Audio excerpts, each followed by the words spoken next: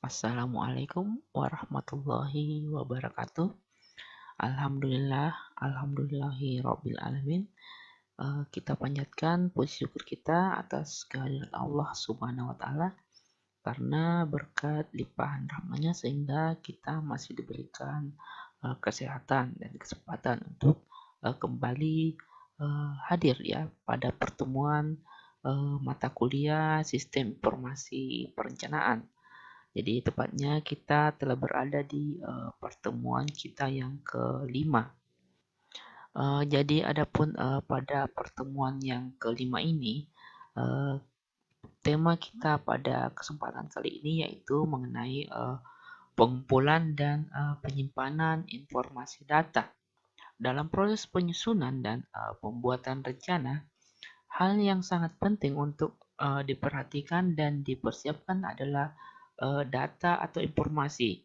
Nah, kesalahan dan kekeliruan dalam mendapatkan data dan informasi akan menyebabkan kurang baik dan kurang akuratnya perencanaan yang akan kita hasilkan. Nah, kendala yang sering kali kita temukan ya sebagai seorang perencana yaitu pada waktu mencari dan mengumpulkan data atau informasi yang disebabkan oleh kurang baiknya pengumpulan dan penyimpanan data yang kita lakukan. Nah, eh, berdasarkan cara pengumpulan data yang akan kita lakukan, pada dasarnya ada dua macam ya data informasi yang diperlukan dalam penyusunan rencana. Yang pertamanya itu data primer. Nah, telah kita ketahui bersama ya, jadi data primer merupakan data yang dapat kita peroleh langsung di lapangan. Data primer juga dapat diperoleh dengan melakukan wawancara dengan panduan kuesioner atau checklist pertanyaan. Nah, sedangkan data sekunder ini kita dapatkan dari data atau informasi yang tertulis yang ada pada misalnya pada buku laporan, kemudian hasil studi, referensi, instansi-instansi terkait dan bertanggung jawab dalam menerbitkan data informasi yang dimaksud.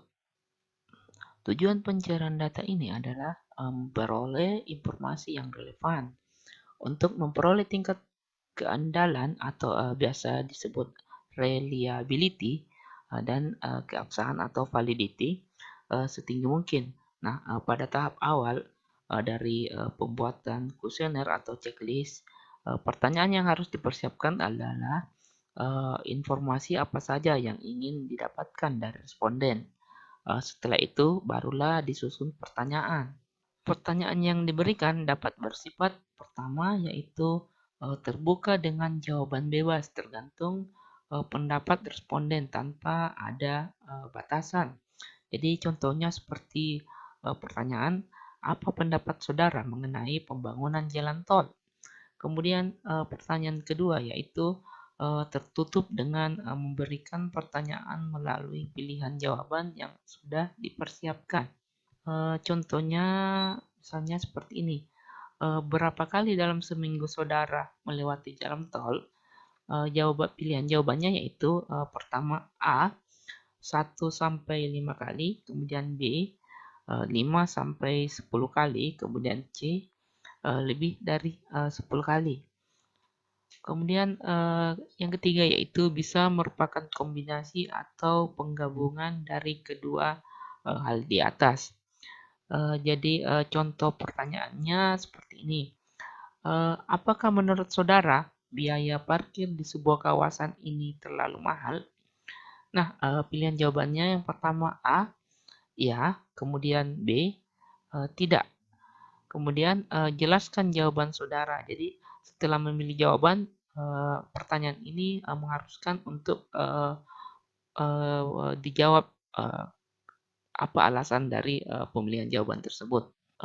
Dalam membuat pertanyaan, ada beberapa hal yang perlu ditekankan atau diingat. Yang pertama yaitu menggunakan kata-kata sederhana, jelas, dan khusus. Kemudian pertanyaan berlaku bagi semua responden. Selanjutnya itu berkaitan dengan masalah dan sasaran penelitian.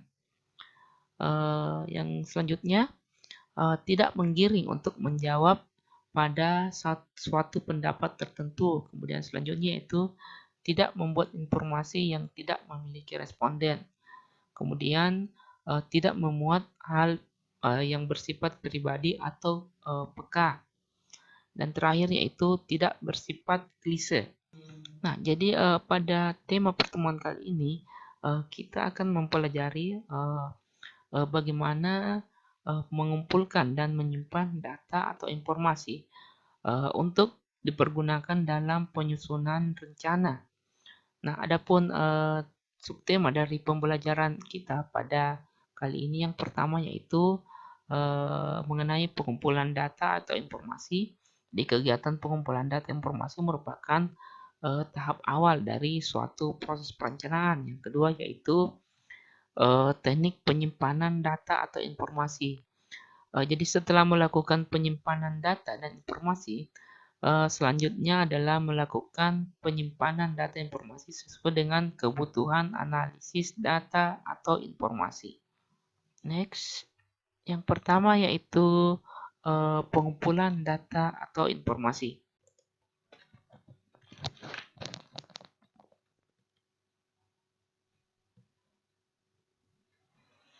Kegiatan pengumpulan data atau informasi juga disebut dengan survei. Jadi survei itu sendiri merupakan pengumpulan, penerjemahan, pengaturan, pengkombinasian, dan penyajian data informasi dalam bentuk yang mudah untuk dimengerti dan dipahami oleh pengguna dan si pembuat rencana. Jadi orang yang melakukan kegiatan survei biasanya disebut sebagai surveyor. Sementara itu, orang atau badan, instansi, atau organisasi yang harus menjawab pertanyaan biasanya disebut sebagai responden. Survei sangat dibutuhkan untuk semua rencana, mulai dari rencana tingkat nasional, wilayah, kota, sampai rencana detail kawasan. Walaupun kebutuhan dan skala perinciannya berbeda sesuai dengan rencana yang akan dibuat. Jadi proses kegiatan survei dilakukan agar diperoleh data atau informasi awal sebelum perencanaannya akan dilakukan. Jadi maksudnya seperti ini.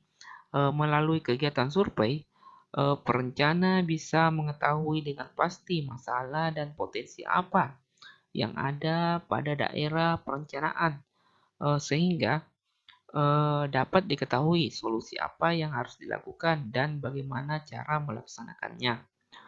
Survei juga dilakukan untuk mengumpulkan data atau informasi bagi penyusunan rencana.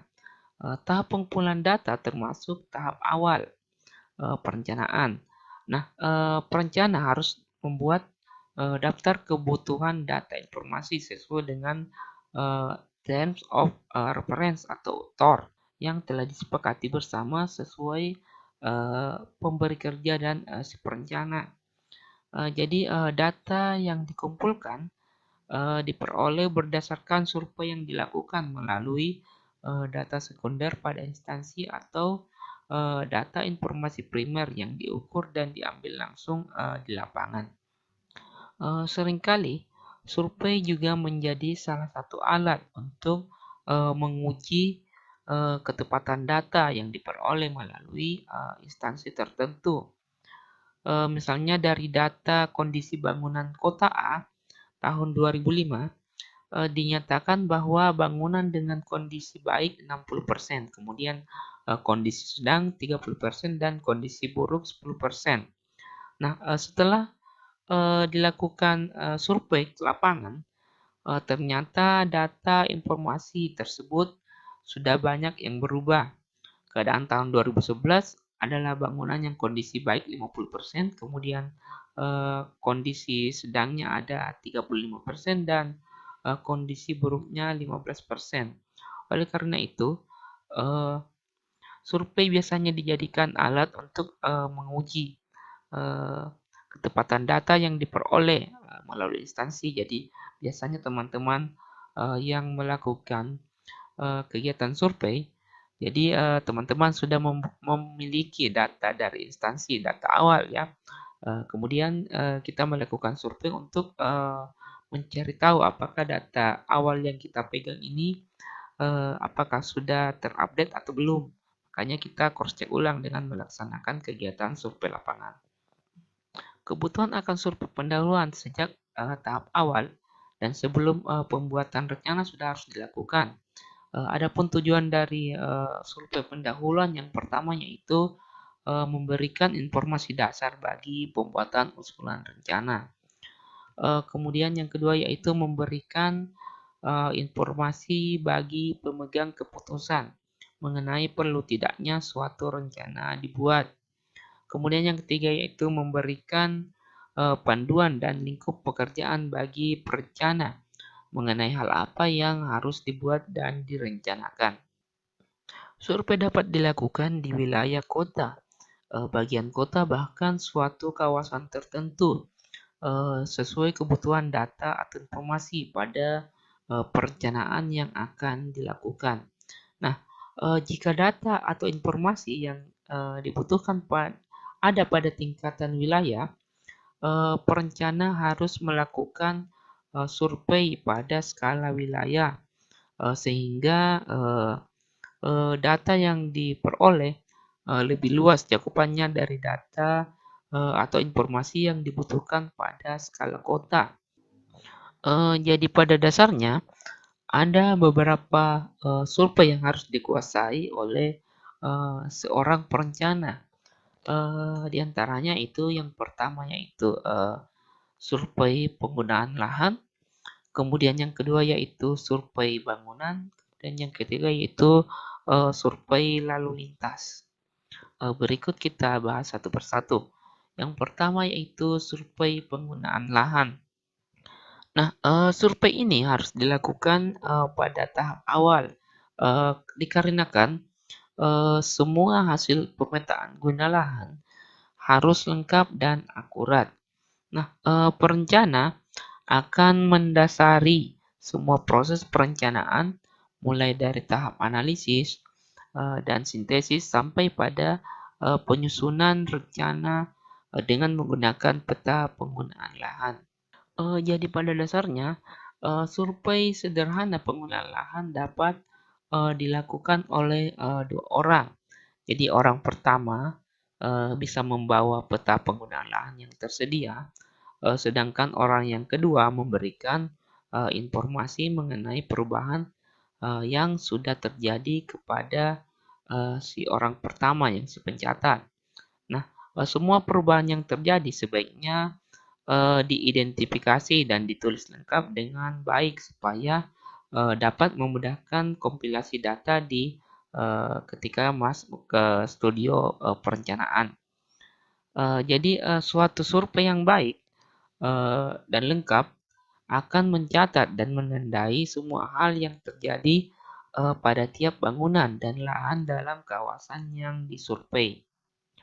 Jadi untuk itu dapat dibuat catatan ya dengan menggunakan huruf atau warna uh, agar dapat memberikan tanda perubahan yang terjadi pada peta penggunaan lahan. Misalnya ketika melakukan survei, ketika membawa peta awal, kemudian ternyata uh, penggunaan lahan yang kita survei di lapangan ternyata terjadi perubahan, maka kita menggunakan note atau catatan di peta tersebut.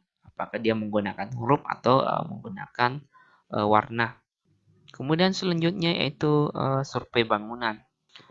Penjelasan tentang survei bangunan meliputi pertama yaitu kepadatan bangunan dan yang kedua yaitu kondisi bangunan.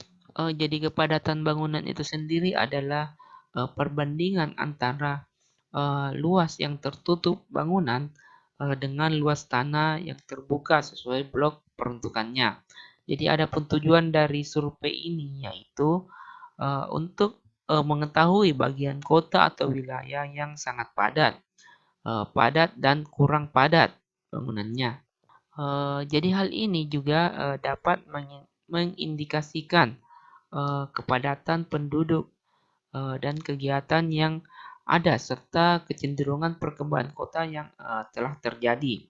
Kemudian yang kedua yaitu kondisi bangunan, di mana kondisi bangunan ini dilakukan dengan uh, mengidentifikasi bangunan berdasarkan kondisinya. Jadi hal ini memperhatikan usia, kemudian kualitas dan tampak bangunan pada kawasan yang disurvei. Jadi ada pun tujuan dari survei ini yaitu untuk melihat kawasan perumahan mana yang masih dihuni dan dipelihara dengan baik.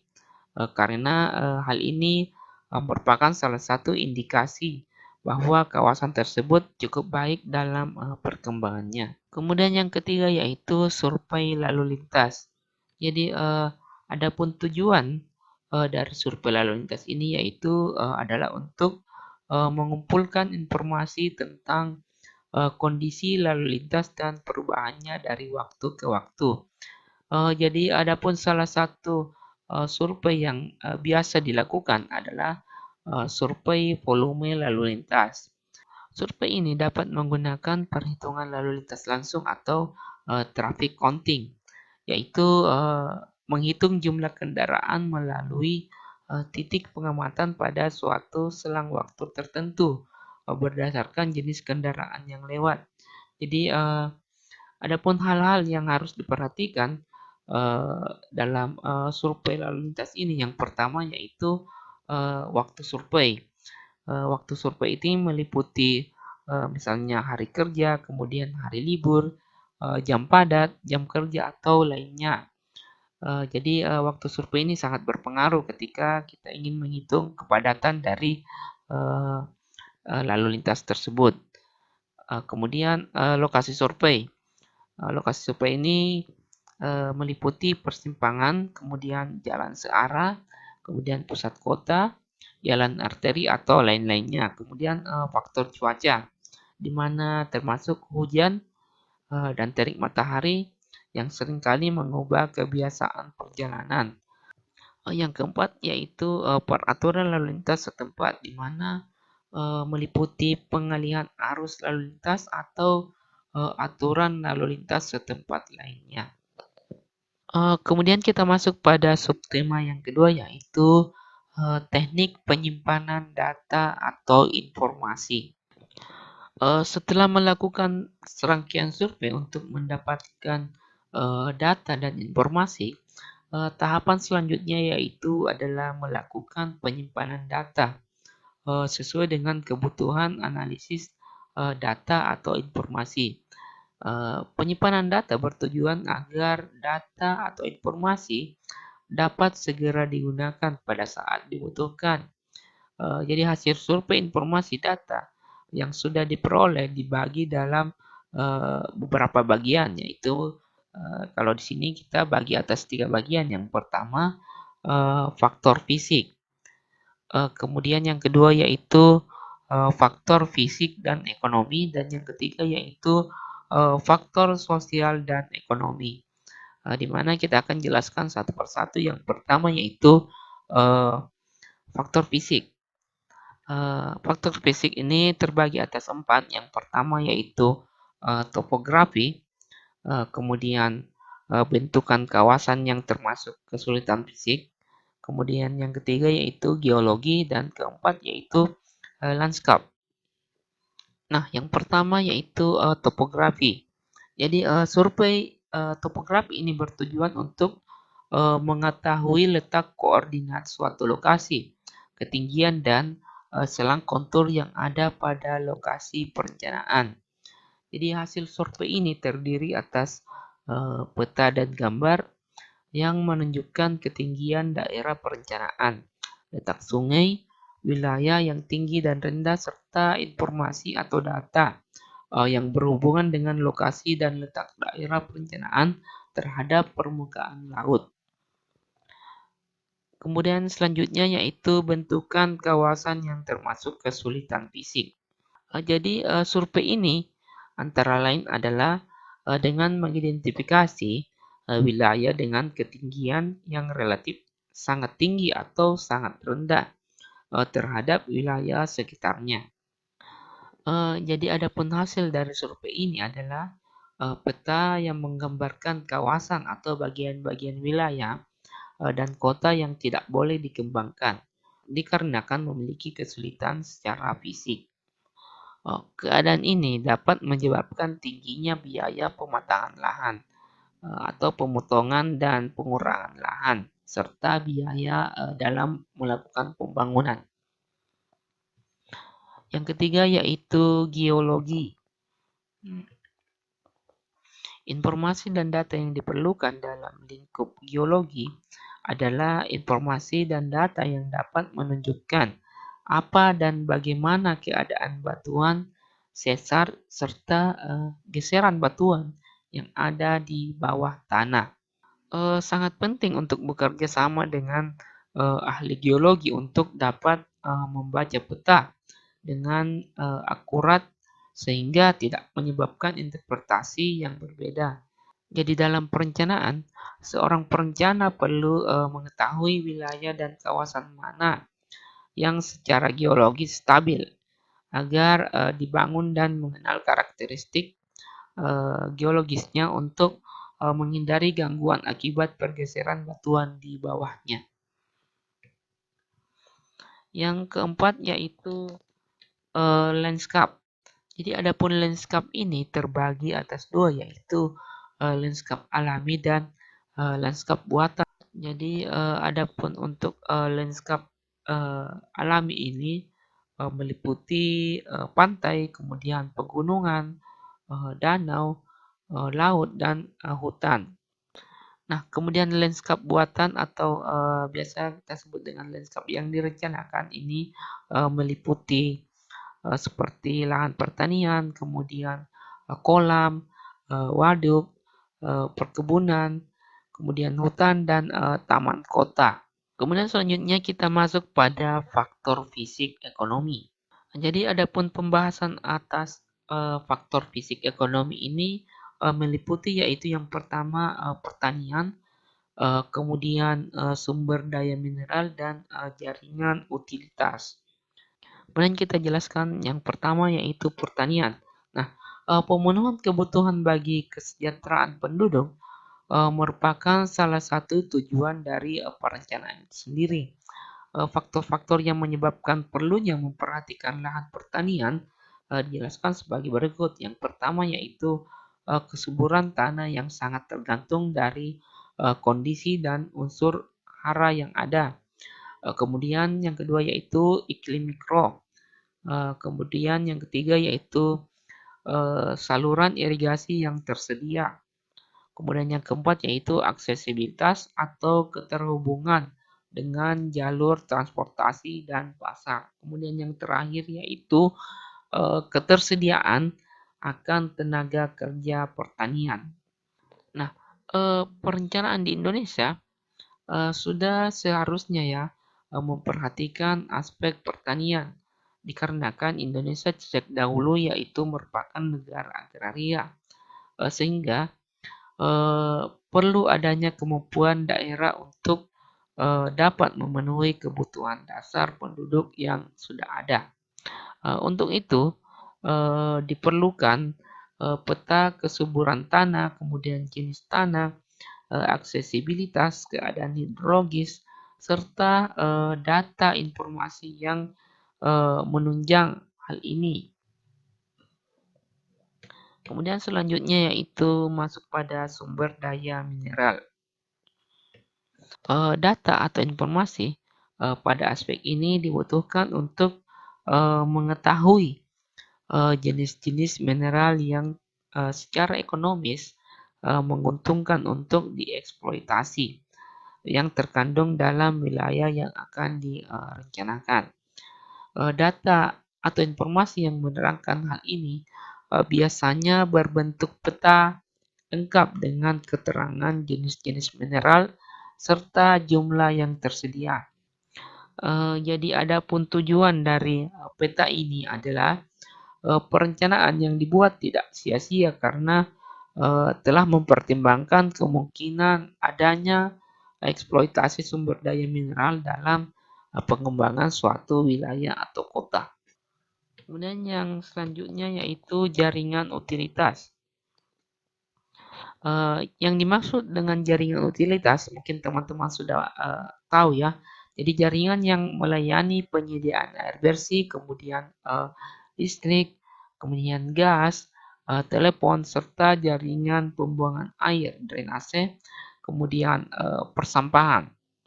Jadi data informasi yang berisi hal ini biasanya berbentuk peta jaringan dengan warna-warna berbeda untuk masing-masing jaringan. Kemudian selanjutnya yaitu transportasi. Data atau informasi transportasi dapat dibagi menjadi dua. Yang pertama yaitu fasilitas transportasi existing, ditunjukkan dengan peta jaringan jalan, kemudian jaringan rel kereta api, kemudian jaringan angkutan sungai atau kanal, kemudian lokasi pelabuhan laut, kemudian dermaga, stasiun kereta api, terminal kendaraan umum, dan bandar udara. Kemudian selanjutnya yaitu kepadatan lalu lintas yang ditunjukkan dengan peta kepadatan lalu lintas pada ruas-ruas jalan utama, kemudian kawasan bisnis dan perdagangan pada jam sibuk serta pada hari kerja atau akhir minggu. Nah, selanjutnya kita masuk pada faktor sosial ekonomi. Di mana pada pembahasan faktor sosial ekonomi ini meliputi pertama yaitu perubahan populasi, kemudian yang kedua yaitu tenaga kerja, dan ketiga yaitu pola pergerakan penduduk. Yang pertama kita bahas yaitu perubahan populasi. Data atau informasi mengenai hal ini digambarkan dengan label jumlah penduduk dan distribusi kepadatan penduduk. Peta ini bertujuan untuk mengetahui kawasan dengan berbagai kepadatan penduduk serta arah dan kecenderungan perkembangan dan pertumbuhan penduduk. Kemudian selanjutnya kita masuk pada tenaga kerja,